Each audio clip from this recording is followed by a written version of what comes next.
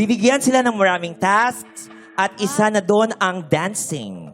Sino sa tatlong anino ang paboritong dancer ni Kuya? Paboritong dancer ni Kuya.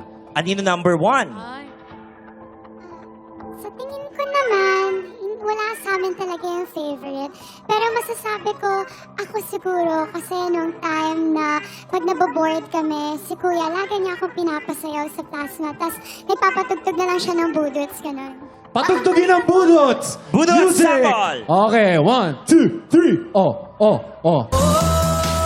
Ah. Ay! Oy! Oy!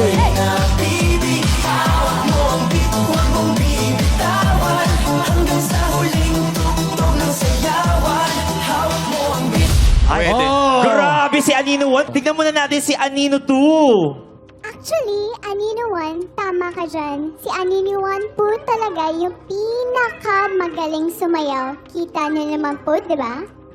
Oo Ay. nga, parang nga. Pero parang gusto ko rin naming makita Anino 2. Yes. Di ba?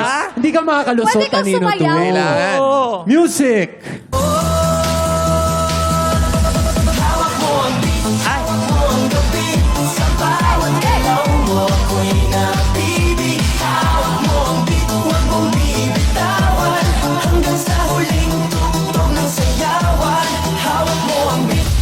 Wow! Parang di kami niniwala sa'yo number 2. Grabe! Parang Ang binabluff hirap. tayo, no? Oo nga, lahat sila magagaling eh. Ito kaya si Anino number 3. Actually, tama din talaga si Anino number 1 eh.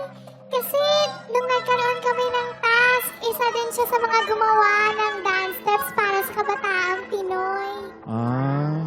Dahil tama si Anino number 1, music please!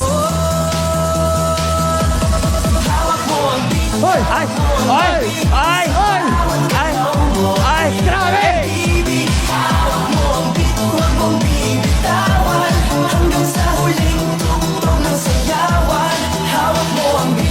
Wala na! Oh! Parang Grabe. bulating nilagyan na asin. Parang cheer dancer. Ah.